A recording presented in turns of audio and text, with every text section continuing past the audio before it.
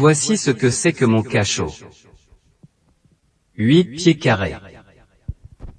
4 murailles de pierre de taille qui s'appuient à angle droit sur un pavé de dalle exaucé d'1 degré au-dessus du corridor extérieur. À droite de la porte, en entrant, une espèce d'enfoncement qui fait la dérision d'une alcôve.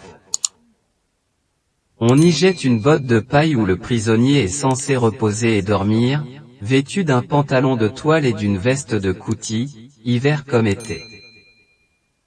Au-dessus de ma tête, en guise de ciel, une noire voûte en ogive. C'est ainsi que cela s'appelle. À laquelle d'épaisses toiles d'araignée pendent comme des haillons. Du reste, pas de fenêtre, pas même de soupirail. Une porte où le fer cache le bois. Je me trompe, au centre de la porte, vers le haut, une ouverture de 9 pouces carrés, coupée d'une grille en croix, et que le guichetier peut fermer la nuit. Au dehors, un assez long corridor éclairé, aéré au moyen de soupiraux étroits au haut du mur et divisé en compartiments de maçonnerie qui communiquent entre eux par une série de portes cintrées et basses. Chacun de ces compartiments sert en quelque sorte d'antichambre à un cachot pareil au mien.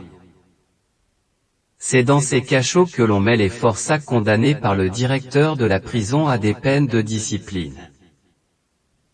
Les 3 premiers cabanons sont réservés aux condamnés à mort, parce qu'étant plus voisins de la geôle ils sont plus commodes pour le geôlier.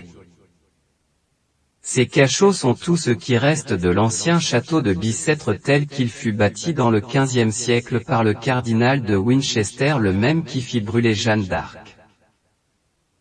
J'ai entendu dire cela à des curieux qui sont venus me voir l'autre jour dans ma loge, et qui me regardaient à distance comme une bête de la ménagerie. Le guichetier a eu 100 sous. J'oubliais de dire qu'il y a nuit et jour un factionnaire de garde à la porte de mon cachot, et que mes yeux ne peuvent se lever vers la lucarne carrée sans rencontrer ces 2 yeux fixes toujours ouverts.